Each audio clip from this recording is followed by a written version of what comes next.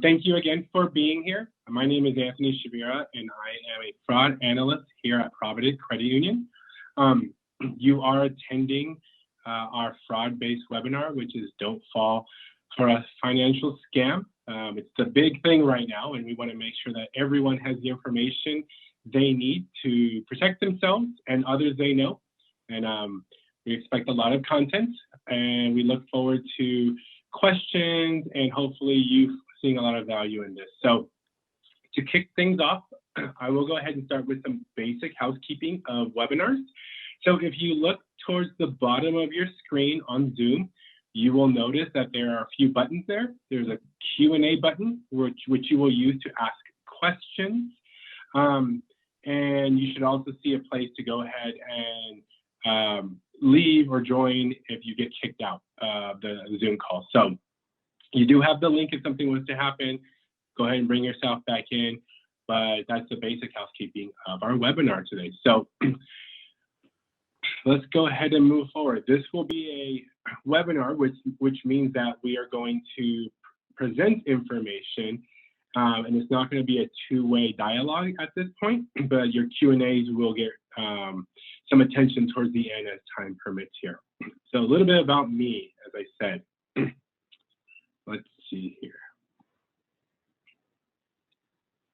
My name is Anthony. I am a fraud analyst here at Provident. As I said, I've been in the financial services industry for just over 20 years now, and I've done everything from frontline banking through back office operations and fraud. So I have a lot of experience working with membership. I've been in banks and credit unions, a variety throughout California, and I look forward to sharing what I've learned over the years to help you in your financial situations. Our presenters today come to us from the San Mateo County Health Department. We're really excited to have them here with us. We have first presenter is going to be Andrea Higgins. Andrea has been around for a long time with law enforcement and seeing the world of fraud. She is currently the Criminal Elder and Dependent Adult Abuse Investigator for San Mateo County District Attorney's Office. She served with a police officer and detective for 11 years. Currently works with multiple disciplinary teams of social workers, attorneys, law enforcement, all in an effort to investigate elder crimes and crimes against elders and dependent adults. And she provides training to law enforcement and financial service providers so that they can recognize and help vulnerable adults as well. So Andrea, thank you for being with us today. Thanks for having me. This, I think I'm going the wrong way here. Our second presenter, which you will hear from today, is going to be Shannon Morgan. Shannon, too, has been with San Mateo County for quite a while. She's actually been working for San Mateo County for 16 years, which is amazing. She has 8 years in the Children and Family Services Division as an emergency response social worker and as an interim social worker supervisor. She is currently the Health Services Manager for San Mateo County Aging and Adult Services Division. She has a bachelor's and a master's degree in social work and is a licensed clinical social worker. She sits on the board for St. Mary's Garden for elderly affordable housing facility in Oakland. She currently oversees several programs providing, including the probate investigations, representative payees, adult protective services, elder independent adult protection team, and the APS hotline, which you're going to hear more about, which is a 24-hour information and referral line that's going to be very, very important for you throughout this discussion and as you move forward after this discussion. Shannon, thanks for being with us today. Thank you, Anthony. Good afternoon, all. All right, so to all of our participants, there's now 34, welcome again. The first thing we want to do is go ahead and kick off a poll. And what we want to do is, you heard about us, and we want to know a little bit about you. It's very important to know the demographics of who's on this call and how we can kind of tailor this information to fit you a little bit better. So I'm going to kick off a poll, and it's some basic questions of who you are. So give me 1 second here. All right, the poll should appear on your screen. You should be able to ask a question here.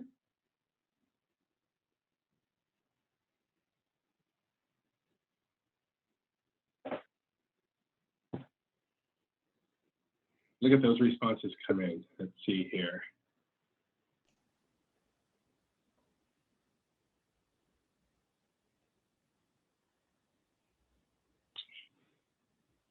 Concerned others. Those are great. That's a great audience there.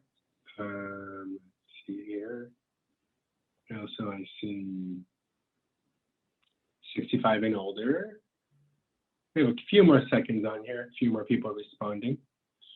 Caregivers, friends and family members, helping with older adults. Financial services professional. Amazing. All right, give it 3 more seconds here. 3, 2, 1. So I think it's always important for everyone to kind of see who's the audience, right? In normal times, we'd look around the room, but today we just look at the little poll on Zoom and we get to see who's with us today. So that gives you some insight as to what we have going on today. And so let's go ahead and kick things off with the scope of the problem. And I will go ahead and kick it over to Shannon. Let me go ahead and stop sharing that.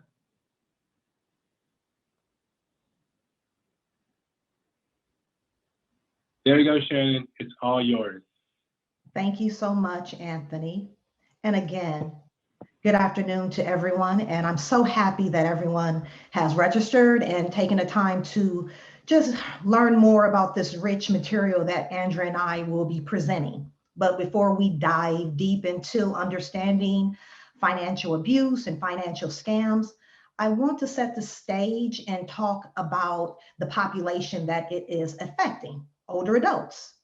So many people should know or do know that our older adult population is increasing. Most people have coined it the silver tsunami, but to be more politically correct, I like to coin this as the silver wave. And what we know is that there will be a wave of older adults living longer, thriving, living in their home and in their communities. And this is something we should be rejoicing. And what we do know at a national level is that there are 40.1 million Americans that are currently over the age of 65. That roughly calculates to 13% of the population. Again, nationally, 13%. My mom, my dad, they're baby boomers. And as baby boomers are going to age, that population is going to increase. So just think about that. 65 plus and over, currently 13%, but will be increasing nationally. To bring this more closer down to the local level, I'm going to look down a little bit, but at the local level, I'm going to give you some data. So locally in San Mateo County, what we do know in the next 9 years, not so far from us, by 2030 in San Mateo County, 1 out of 4 residents will be over 65. Again, within the next 9 years, 1 out of 4 older adults, 65 and older, will be, over the age of 65. And what we also know in San Mateo County is that the 65 plus population in San Mateo County will increase by 72%. That's astonishing. What is also astonishing is our 85 plus population. That is becoming the fastest growing population in this county. And what we also know with the 85 plus population in this county is that that population will increase 2.5 times the current number it is now. So this is important for us to wrap our minds around as Andrea and I comb through these slides, that nationally, older adults are living longer, and locally, San Mateo County is going to see an uptick of older adults, 65 plus and 85 plus. So just keep this in mind as we talk about this subset of population who is being targeted and we want to protect. Next slide.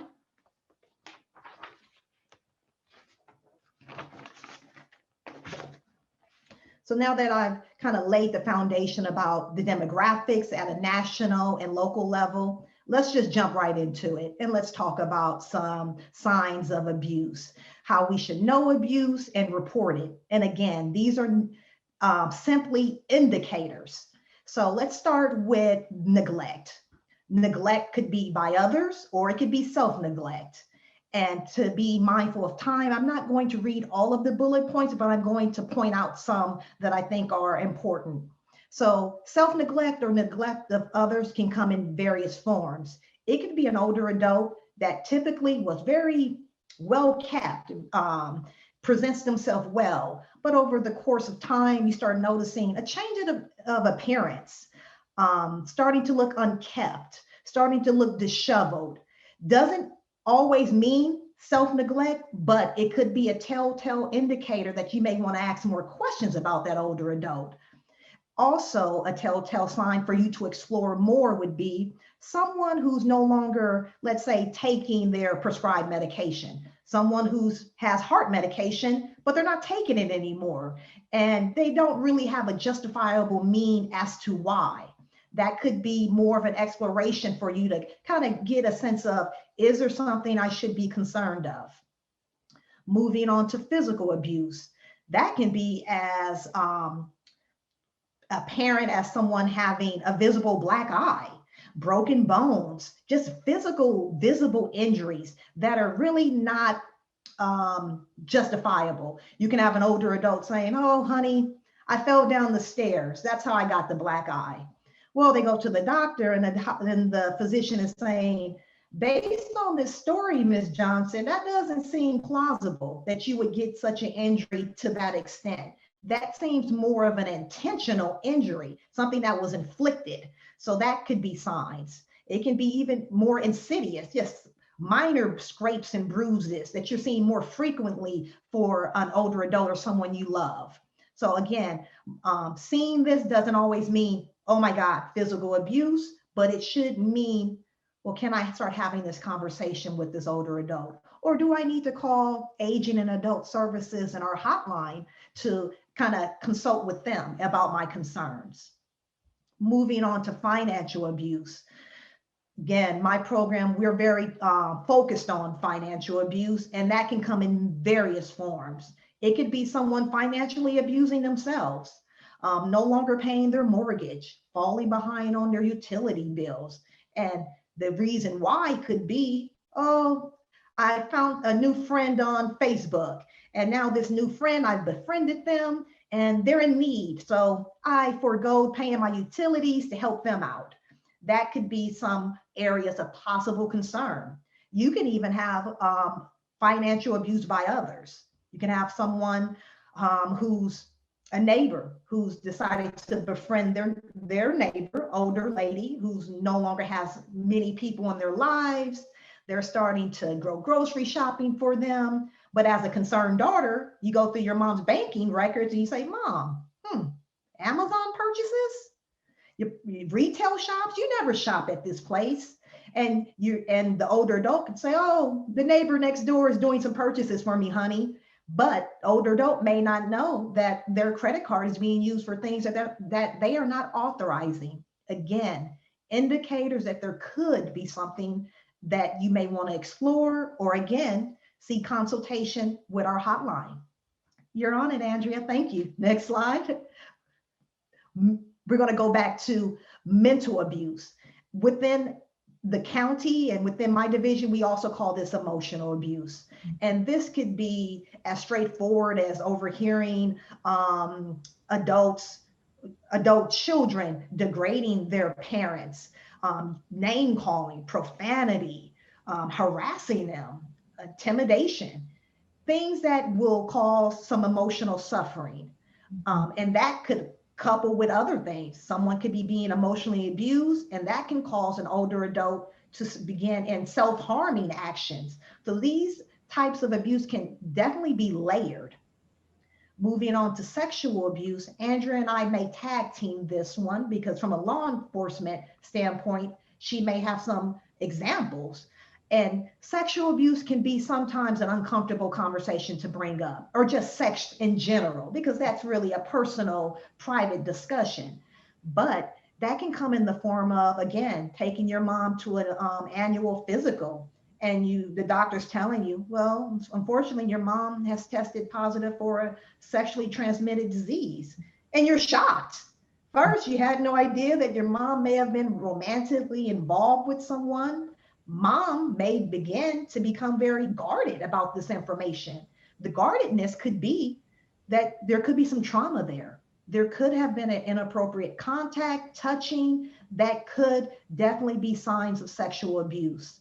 You can also have older adults who, a person who's very lively, social, starting to withdraw, starting to pull away from family, starting to be very guarded with their personal space. Again, not to raise the alarm and say, oh my God, you've been sexually abused, but more to ask those questions. Same like we teach our children about our body parts. What's a safe place to touch, not safe to place to touch? Has anyone ever touched you in those areas that made you feel uncomfortable? So these are some indicators. And I'll segue to Andrea if she wants to expand on this. Absolutely, Shannon, you're so right. Sexual assault is never an easy topic, but it is particularly a hidden topic when it comes to older adults. And I think we have a tendency, again, not to want to talk about it. The victims themselves tend to not want to talk about it.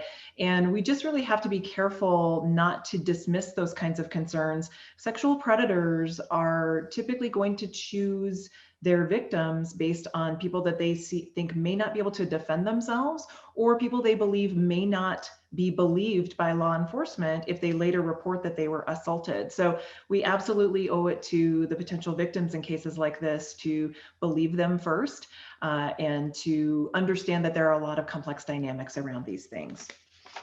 Before I move on, I just wanted to highlight our forensic center in San Mateo County. Whenever we have concerns about sexual abuse or even physical abuse, we can take our alleged victims to a confidential, safe, inviting place that within our San Mateo County Medical Center. And it's called the Keller Center. And it's where children who are abused are taken, seniors, even adults. And that's where you can have a forensic interview, bodily examination, and receive services to address the trauma, and for me, and for my department, and I would imagine Andrea's department, to find out who's did it, when, where, and to address it. So I just wanted to highlight that. My apology. No, absolutely. And there are amazing victim services in our county as well that do tremendous work in this category. So, all right, we're going to keep moving along. So who are some of the most common abusers in specifically our financial elder abuse cases, but really across the board? Unfortunately, the answer to that is a tough one. 90% of abusers statistically are people we know and love. They are family members, they are caregivers, they may be people that we raised. And because the majority of abusers are people we love, and they may even be people that we rely on for our day-to-day activities like eating and showering, many older adults are very reluctant to report crimes against these folks because they love them. There's this ambivalence, but also because they rely on them. So there's this question of, if I report this person and they're held accountable, who will help take care of me? What will happen to me when this person is no longer allowed to be my caregiver? So when we talk about the cost of elder financial abuse across the country, it's really hard to put a figure on it, but these are the best figures that we're aware of. So these are the known costs that are suffered by older adults due to financial abuse, and it really is a staggering amount of money. But because these kinds of cases are so hidden and they remain so underreported, the true financial loss for older adults is likely much higher than this. One of the things that makes this most problematic, and Shannon talked about this a little earlier, that we are living longer as a culture, which is phenomenal, but older adults do not have an opportunity to recoup their losses like someone might who's still in their 30s or 40s, who's still in the work world and still earning money. So if you're on a fixed income and you're in your 80s, these losses are much more significant to you than they would have been at an earlier time in your life. So how do we spot some of the warning signs? Again, elders are unfortunately prime targets for all forms of financial abuse because we're living longer, because many folks who are older adults these days were raised to save money, to put away things for a rainy day, and that makes them much better able to to provide for their own needs as they age, but it also makes them a prime target for people who want to steal those resources. Additionally, as we age, even without a dementing process, our brains change and our decision-making capacity declines even without other medical concerns. So we have this sort of perfect storm of lots of resources in the hands of people who maybe aren't having the best ability to manage those in their own self-interest. So that's part of what makes older adults so vulnerable to financial abuse. So when you think of these known financial losses, think of that as the tip of the iceberg. So in this example, the known loss of just $20, that's the tip of the iceberg. The iceberg underneath is huge. And that typically, that $20 is going to be indicative of a much higher loss down the road. And many older adults are not aware of how the true depth of their losses until they actually report it to law enforcement or to Adult Protective Services. And we start digging into the finances and realizing just how devastating those effects have been. And again, we'll talk more about telemarketing and the risks associated with picking up telemarketing calls and engaging with telemarketers, but just understand the statistic really speaks for itself, I think. If you receive just one call a day from a telemarketer or you accept those calls, you are so much at higher risk of being taken advantage of down the road. And the losses associated with being taken advantage of by a telemarketer are so much higher as well. So now let's talk a little bit about some of the less obvious effects of financial elder abuse. Obviously, when you lose money, it's devastating to your finances, to your abilities to pay your bills and provide for yourself in the way that you might be accustomed to doing. But for many older adults, financial abuse is not just about the money. There are significant non-financial costs above and beyond those financial costs. And the non-financial costs tend to be very significant and very long lasting. If you, for example, have a previously well-controlled medical condition or an illness, and suddenly you are experiencing things like severe stress and anxiety, you're not sleeping as well, you're now suffering from depression, those well-maintained challenges that you're experiencing on the physical side will now potentially become exponentially worse. So really, this anxiety and depression can have a very physical effect on our older adults. And statistically, unfortunately, elders who are financially abused actually live shorter lives. So now I'm going to switch gears and hand it off to Anthony, who's going to talk a little bit about some of the high-risk activities that we hope to make you folks aware of so that you can be part of avoiding those. Great, thanks, Andrea. All right, guys. So let's see here. So we're going to get into some of the meat and potatoes of this. You heard about the data, and you heard about the stats, and you heard about the signs of abuse and the types of abuse that exist. But the meat and potatoes here is going to be how do you identify things from a financial standpoint, and that's where Andrea kind of left off as we're moving into the financial aspect of this. So I'm going to present you with some what I call high-risk items. This information is stuff that we have taken from the fraud department, from actual scenarios that are happening, things that are relevant, how people gain access to your money, the missteps that are made, and just purely not knowing or not understanding. And so through this information, I'll equip you with the tools you'll need here. So the first thing we want to look at is the first high-risk activity is sensitive information and access to your accounts and to any of your sensitive information. So first things first, what is sensitive information?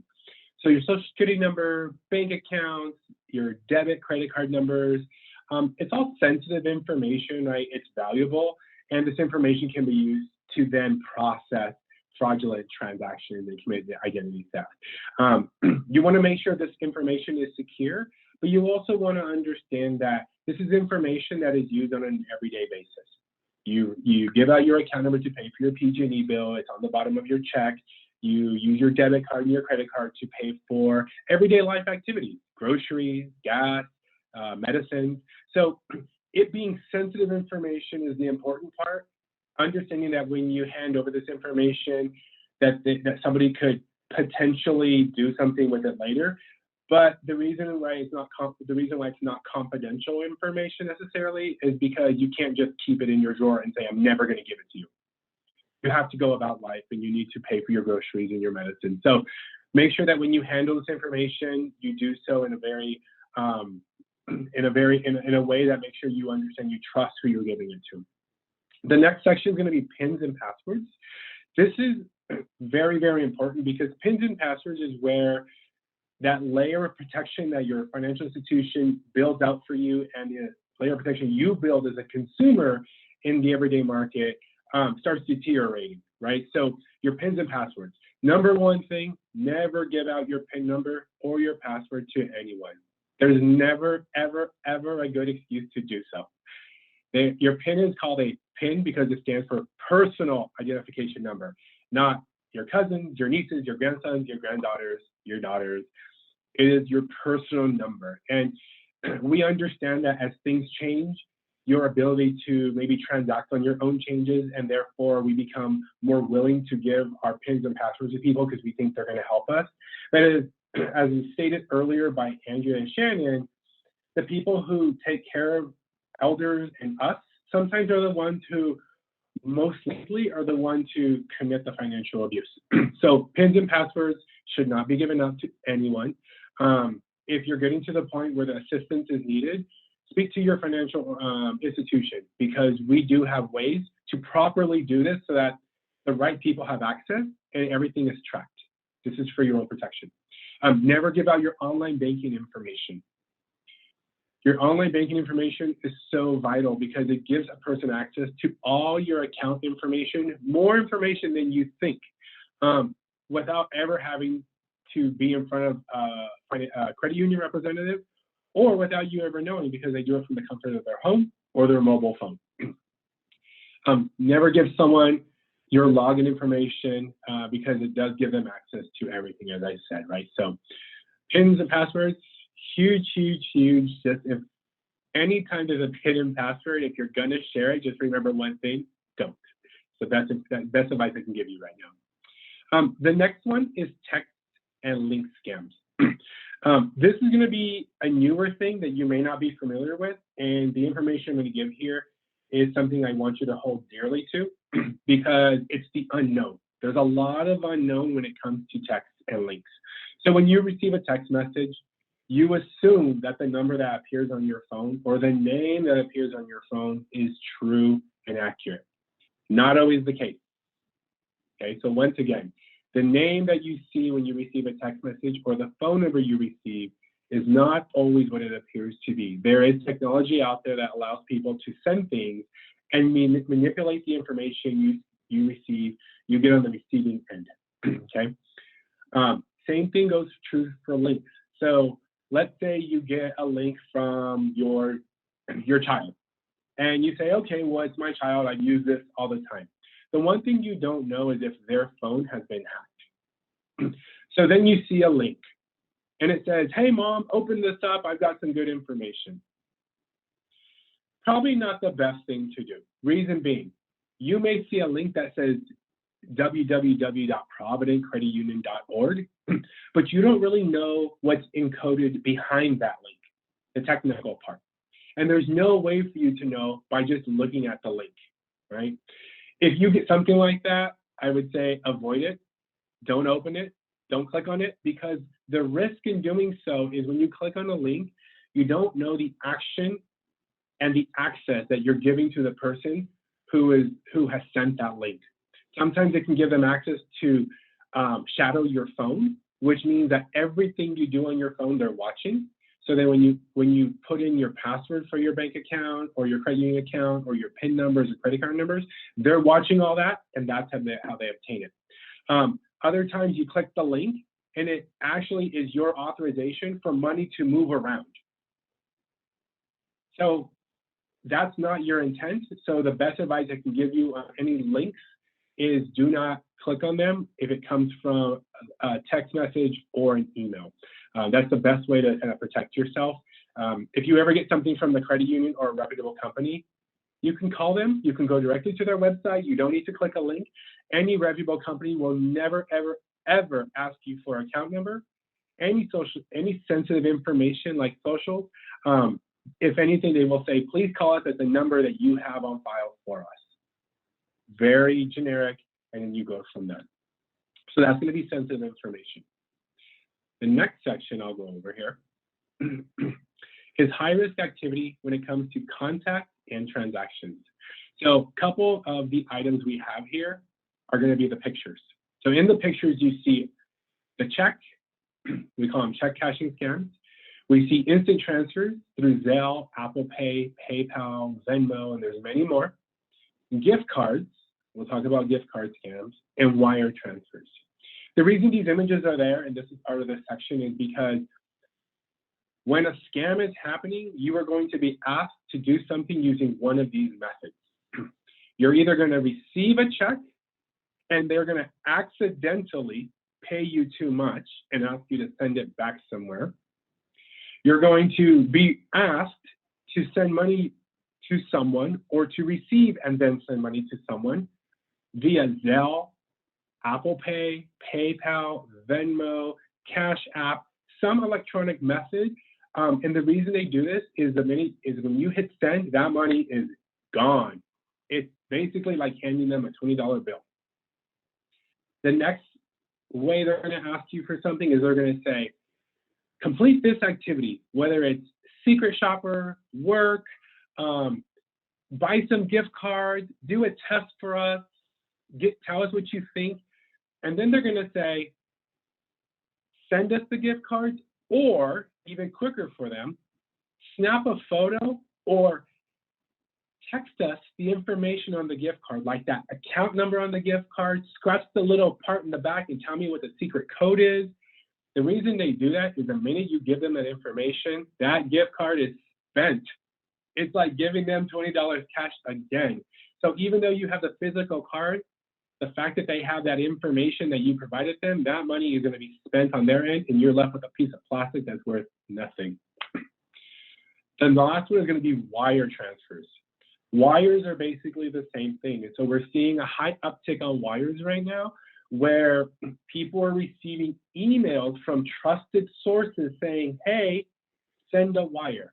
Unfortunately, what we don't realize is the person who sent you the email, maybe it's mom, maybe it's your real estate agent, somebody, their email was hacked at night and they don't know yet. So the email was actually sent from their personal email or their work email, but they didn't intend to send that to you. The hacker did it.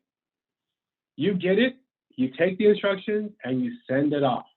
Unfortunately, when you send a wire, it is 99.9999999% guaranteed you will never see that money again.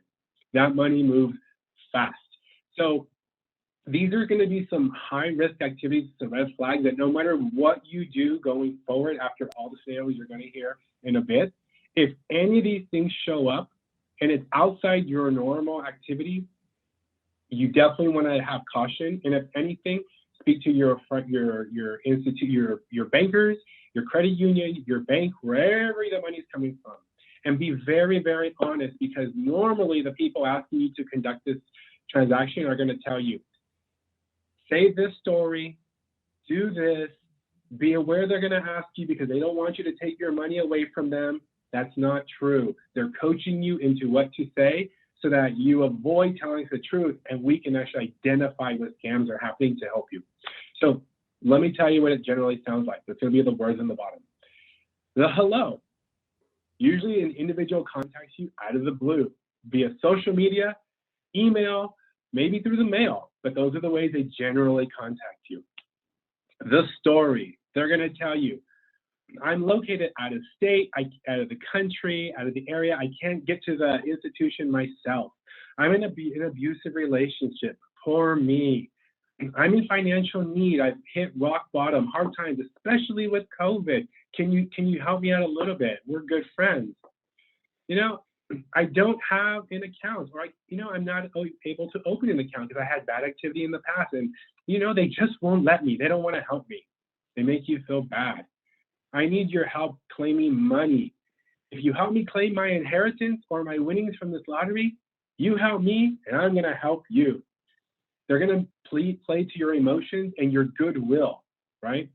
The concern that we have and that you should also have is if you've known someone for less than 6 months of time, huge red flag. I don't even ask my friends I've known for years for money. It's a really hard thing for people to ask for money and financial assistance.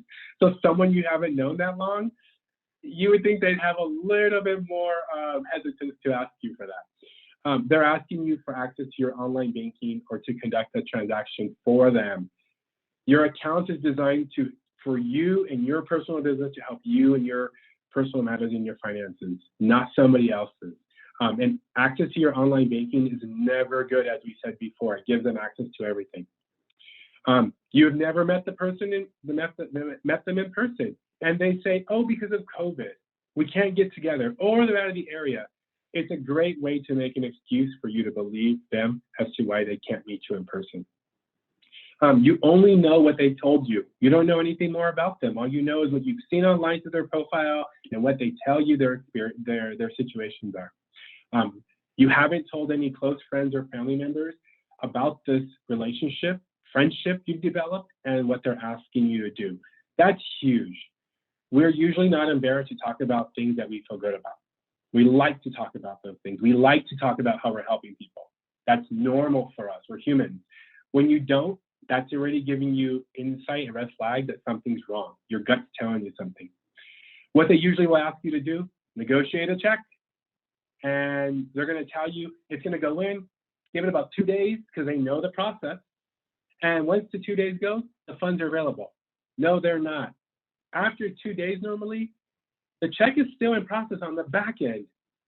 On the front end, it's there because we're doing business with you in good faith that you know that check is going to be good. So have alert on that. Buying gift cards and sending wire transfers. It's an initial transfer. It pushes the money out to them immediately.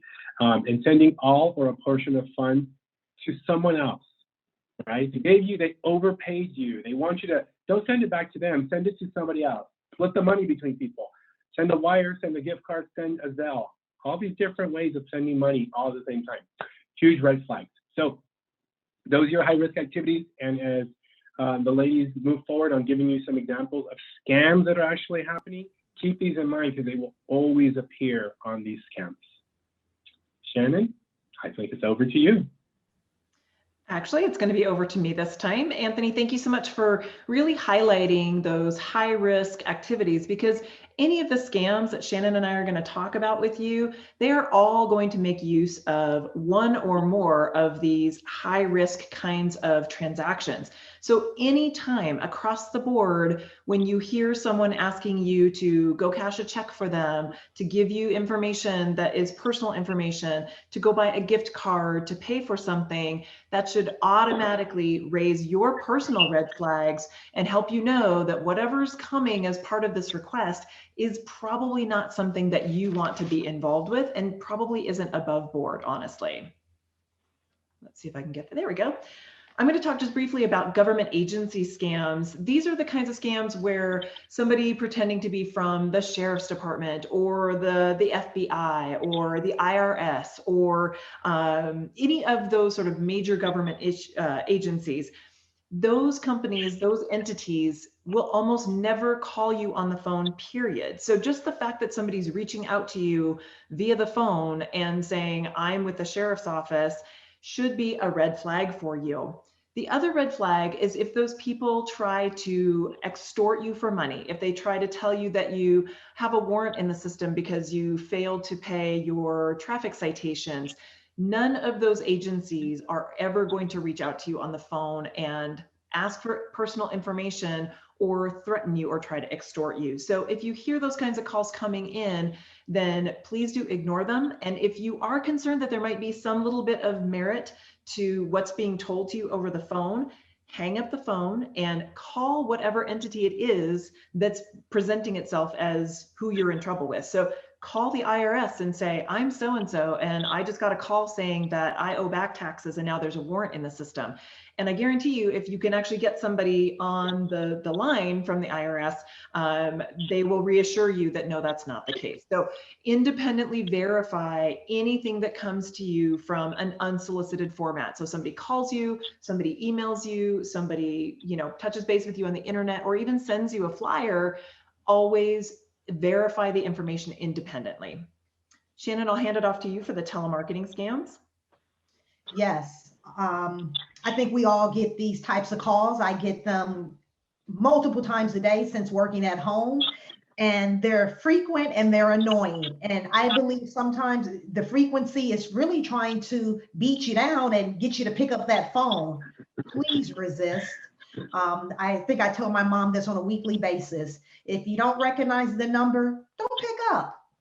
If it's important, they'll leave a message. And as Anthony has stated, you can see, oh, it's a 650 number. That should be someone local. No, possibly not. It could be a telemarketing scam trying to sell you something, trying to pressure you. It's always sometimes urgency, act now, do it now, because it's trying to catch you off guard, and it's trying to tap into your emotions, getting you to panic and to make quick actions. And those actions, as Anthony stated, could be high risk activities that you would be engaging in. And always asking for, just give me your last 4 digits of your social. Just give me your routing number, your account number. And many times they have a little bit of your information. They're banking on you to be panicked, to be fearful, and complete the puzzle for them. And the puzzle is trying to exploit and to commit fraud. So please be careful of that. I know it's sometimes hard to hear a ringing phone ring, but it's better to hear that phone ring than to open up your online banking account and realize your whole account has been wiped out clean. Online shopping, and I'm an online shopper, but please be careful because not every site is secure and not every site is representing who they claim to be.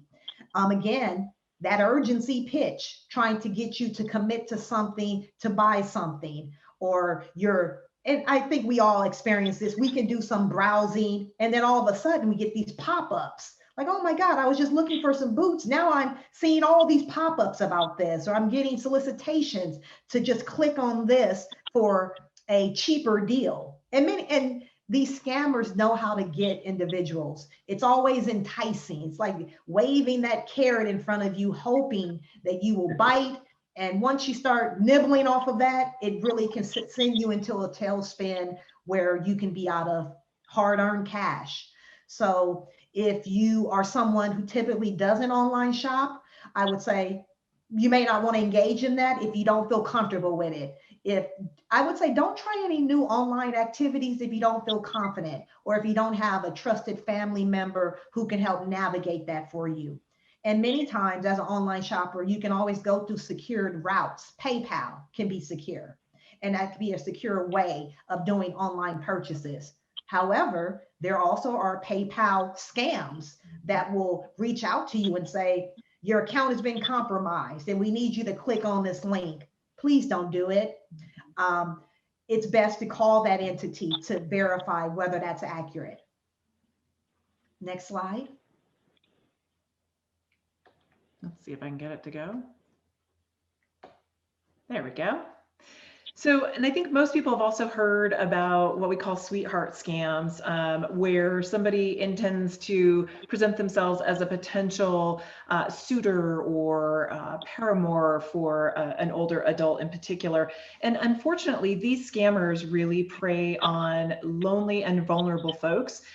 The victims in my cases, because we get a lot of these cases reported and they're very, very difficult for us to prosecute, really the victims come from all varying backgrounds and levels of economic success.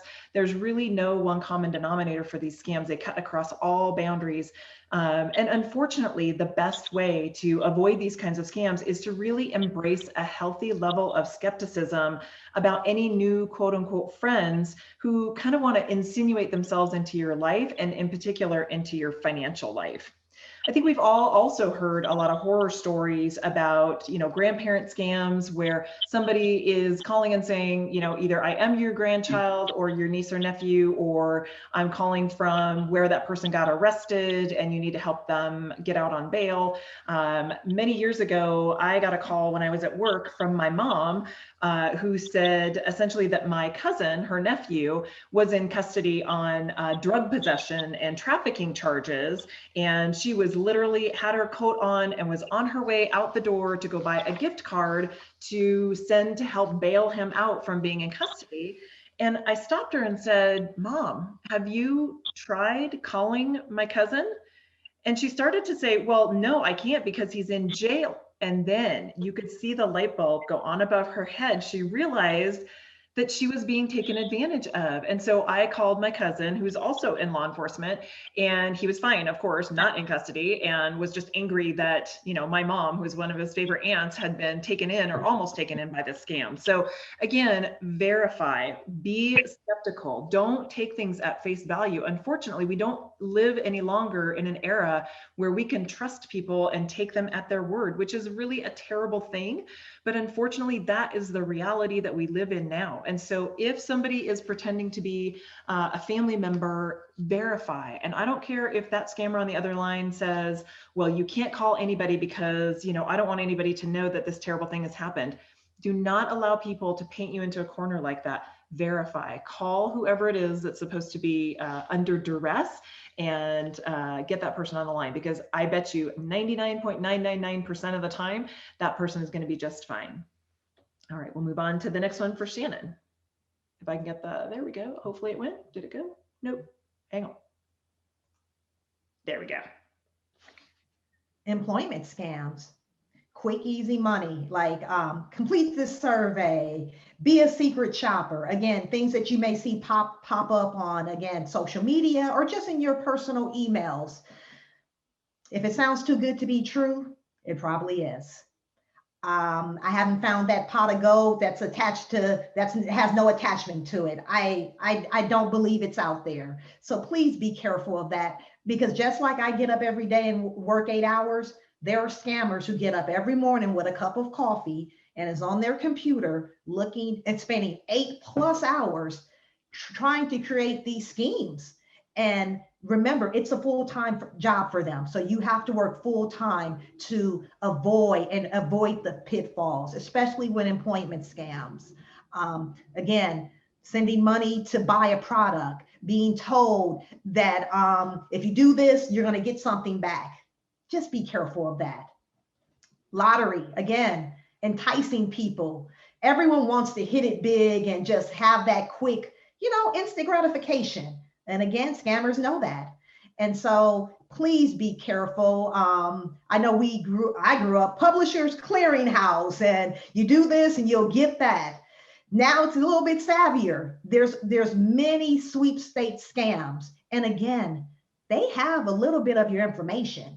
So what they're doing is phishing, and they're looking for you to really be tempted off of the, I just have to give them this and I'll get thousands of dollars. They're banking on you to be enticed by that, or they're banking on you to fall on your emotions and to put aside critical thinking and judgment.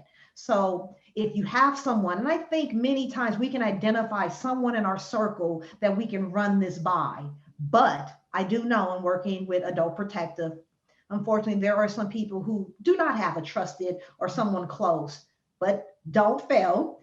We are here 24/7, our APS hotline. So there's always someone you can run this by to say, I got this call, what do you think? And we will give you sound advice. And a lot of times I wouldn't engage in that. And if it's a real deal, you will have that gut instinct. So if your gut is telling you to check in, that's almost an indication that you shouldn't go down that path. Next slide. All right. Absolutely, Shannon. That's so true. So really the COVID-19 pandemic has brought out the best and the worst in people, as crises often do. Scammers have used the isolation and fear that were brought on by the COVID-19 pandemic to really victimize older adults in many ways, some of which are, kind of common ways, and some are that are very, very creative. As Shannon said, this is the scammer's full-time job. This is what they do for a living, is work on ways to separate you from your money, unfortunately. So really the lesson for all of these COVID-related scams, really for all of our scams, is don't believe anything that seems too good to be true, and verify independently any information before relying on it. So for example, we're now seeing another uptick in variants of the COVID-19. So my guess is that's going to be followed very closely by people trying to convince you that they have a better booster or a better vaccination that they can sell to you that may not be approved by your doctor because it's too new. That's what I'm envisioning, because again, as soon as something new, as soon as something takes a turn, these scammers are right on it, and they're going to capitalize on that moment of hesitation and also on the fear and isolation. As Shannon mentioned, even during COVID, even if you had people in your life who you could rely on, sometimes it was really difficult to actually spend time with those people because of COVID. So take the time, verify. If you are wanting to contribute to a charity and you're being solicited by an organization that appears to be just right up your alley in terms of what you want to do to help support people who are struggling because of COVID, absolutely, but verify first. Take the time, do the due diligence, do some independent research, or call a trusted confidant or family member to say, what have you heard about this particular charity? Use Google, because if somebody has started a fake charity and people are figuring it out, that's one of the places that you'll see it show up very, very early on, is in Google. All right, back to you, Shannon, if I can get that there. Oh. Did I go the wrong way? Oh, there we go. The classic tech support virus scams. Again, many of us, I imagine that all of us have a laptop or a tablet. And again, it comes off with urgency. You'll get this pop-up, please contact, or there's a malware virus. You need to do this immediately. I always feel if something is telling me, if I'm getting a message telling me to act now and to don't think and just do this, I want to pause. I want to pause and collect my thoughts. Where is this coming from? Why do I need to act now? Especially if I'm on my device and I've never had this issue and it's just popping up now. So you just want to be mindful of that, because calling that number could be the rope in. Once you call, it's sometimes hard to get off that call then, because they're going to use a lot of fancy wordplay, again, pressuring you, almost as if you don't act now, everything's going to be cleaned off from your computer. You're going to lose it all. Well, you are going to lose it all if you keep talking to them. So you want to go to reputable companies that can help with virus. There's the Geek Squad. There's other companies that can help with that. You want to go to places that that has been vetted. It doesn't hurt to check it with Better Business Bureau. If you have these names, check it. Is this reputable? And again, I agree with Andrea, a Google search, because you will see a lot of people saying, well, here's my review. I got swindled, and you'll see a lot of history about that. So I always say not to scare anyone. This information can seem scary, but we really just want to prepare you to collect your thoughts. And if you feel like someone is pressuring you to act now, move quickly, that should be a first sign. Let me slow down. Let me explore. Next slide, please.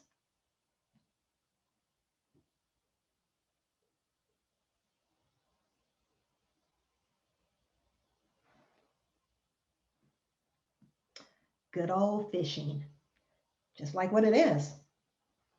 Pretends to be from a reputable company or a reputable person. I remember in our county, we were getting an email from someone claiming to be County Manager Mike Callaghy. Again, if you're a county resident, you get an email from Mr. Callaghy, first you're probably going to be like, oh my goodness, he's reaching out to little old me. Is he? who is this really who they say they are? And especially when they're representing themselves to be from a company that you know, but then when you're reading through it, it's asking for something. It's asking for some identifying information. It's asking for you to send some money. I wouldn't trust it. It's best to call that agency, call down to the county office, call the company that it's pretending to be, because many times it is not that. It's not who they are, not who they say they are. And again, they're spending hours upon hours each day sending blast emails to see who can they hook. So please be careful of that. And also malvertising. Again, bugs, viruses, call this number, purchase this, and we'll do that. Again, once they get access to your devices, get access to your identifying information, it's a slippery slope. And now you have to spend the efforts to trying to recoup your money. And it's a lot of not just financial loss, but closing bank accounts, changing PIN numbers, getting new cards, all of that. So you really want to be careful. And again, with bogus websites. Myself, I sometimes will complete my DMV registration online, but many times you can have the official DMV website, and then there's these other websites that'll pop up and say, we can take your money, but that's a subsidiary of DMV. That's not actually DMV. Not only could they be tacking on more money, but I don't know if this is a person in their garage. And now I've given them my PIN, I've given them my information. Now they have everything. So a lot of times you can make sure that these are secure websites, and you can also do some due diligence, whether, again, Better Business Bureau, Federal Trade Commission for consumers. There's a lot of agencies that can help you vet this. And again, plugging our 800 hotline. We are very much in the know of the latest scams and frauds. We definitely send out publications about how to be aware of it. So I have trained staff that can help navigate and to help, if not give you the answer, connect you to a reputable company that can help you sort this out. Next slide. Okay. See if I can get it to work this time. No, you're fine. I do love technology, but there are times. There we go. So now that we've explained all the ways that fraudsters are trying to take advantage of you, we're going to go over some of the ways that you can help protect yourself and your finances, because really when it comes to financial abuse, and particularly elder financial abuse, an ounce of prevention is worth about 100 pounds of cure. We can't stop all of these scams and schemes, but what we can do is really give you some tools to avoid getting caught in these scams and schemes. If you take one thing away from today's session, I hope it's that you approach these kinds of things with a healthy dose of skepticism. Anyone who is contacting you rather than you contacting them, anyone who is asking you to utilize one of those high-risk transactions that Anthony talked to us about earlier, those should all absolutely be red flags to you. And before you make any type of financial decision, whether it's an investment, whether it's even going to a free lunch to learn about an investment, don't explore those options alone, because you can be taken advantage of. Anyone can be taken advantage of so easily under those circumstances. Get someone to come along with you, or consult with a trusted person in your life, somebody preferably who doesn't have a vested interest financially in the outcome of your decision, or consult with your trusted financial institution, because again, as Anthony mentioned, these are folks who have training and are also very aware of the various options that are out there for you in the financial world. Okay. Please do not invite strangers into your home. And I don't just mean actually opening the door and inviting a stranger into your home.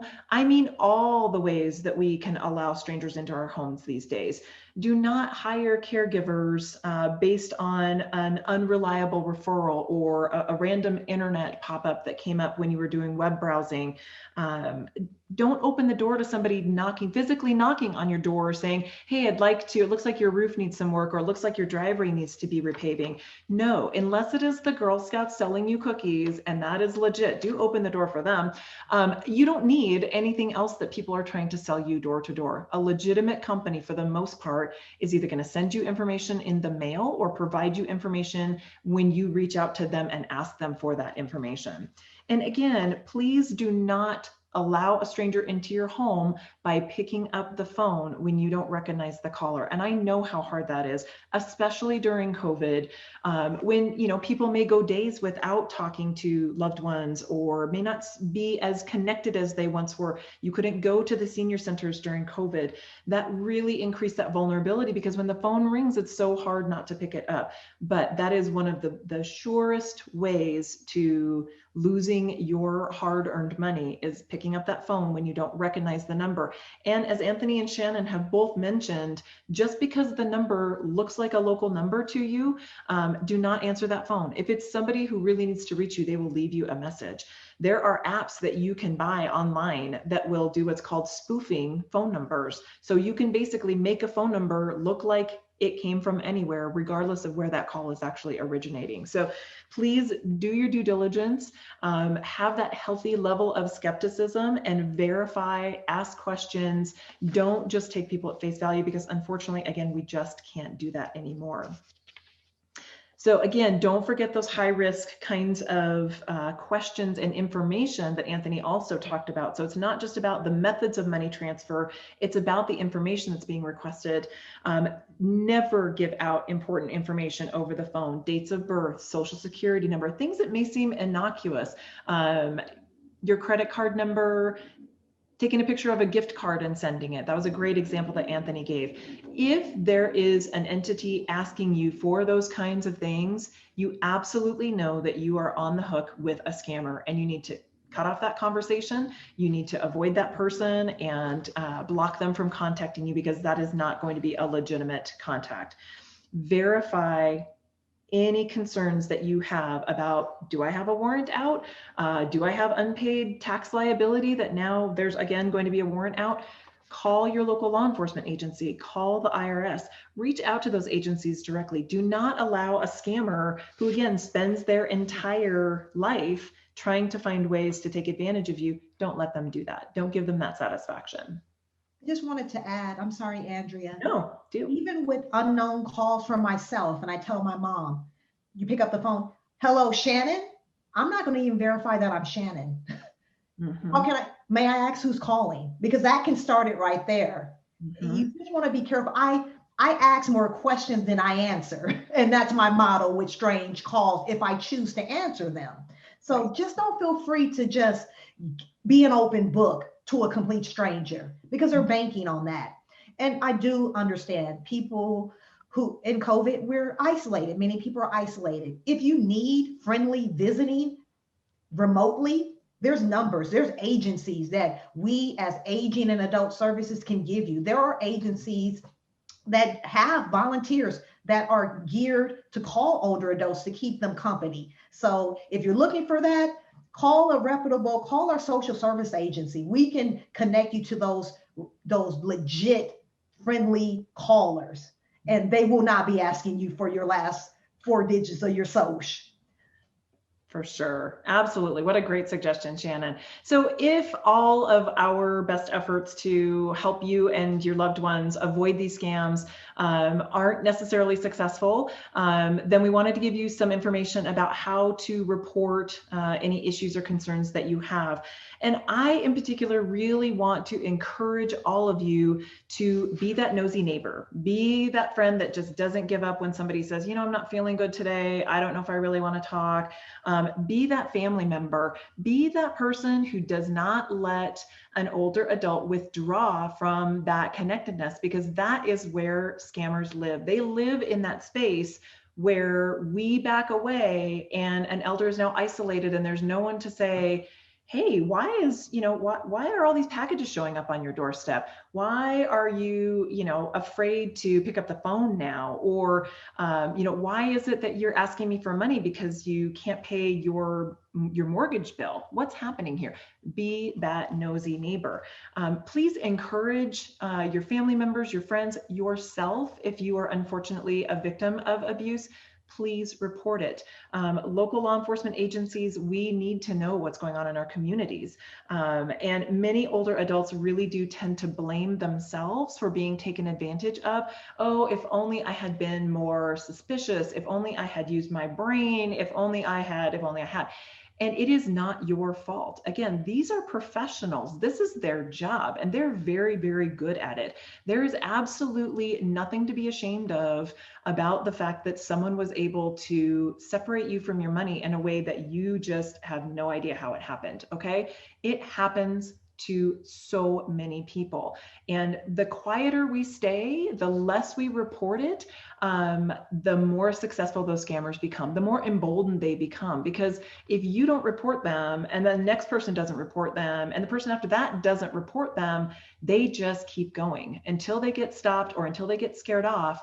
They just keep going. So please, please do speak up if you or someone you know or care about has been victimized. Please don't hesitate to reach out and contact someone about it, because it's very important. Our tagline, if you see something, say something. Right. And you don't have to have all the information to make a call to our APS hotline. The number is posted. Again, we're not only a reporting agency, we're referral and information 24/7. So although we have our business hours, we also have a after hours vendor that takes our calls. And if there's an immediate report of abuse that needs to be taken, we have the setup to take those reports even after hours. And this is not just in San Mateo County, this is in every county. Every county is required by the state Department of Social Services to have a toll-free 24-hour hotline to make reports of abuse or neglect. So please in San Mateo County, if you need information or referrals, hey, Shannon talked about a visiting program where someone can call me if I'm lonely. We can handle that. Hey, I'm concerned about my neighbor. I haven't seen her in a while, and I'm seeing strange people come in and out and they're moving things.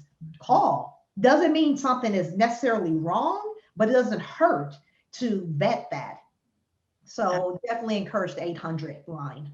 And also, I really want to encourage folks to reach out to your local law enforcement agency. We really do need to know what's happening, even if you think, oh, they're never going to be able to do anything about it.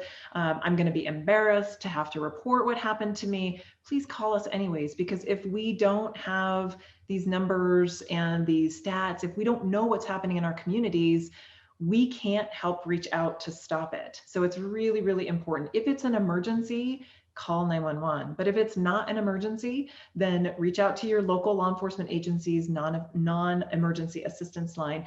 And also, Shannon's department and all of our local law enforcement agencies work together. So social workers and law enforcement officers will often respond to these kinds of calls together, because we each have something to bring to the table to help protect people or to help them survive the aftermath if they've been taken advantage of. Shannon, I'm going to go to the next slide unless you had anything else you wanted to add to that. No, I'm fine. Thank you. Okay, I think I'm going to go to the next slide. There we go.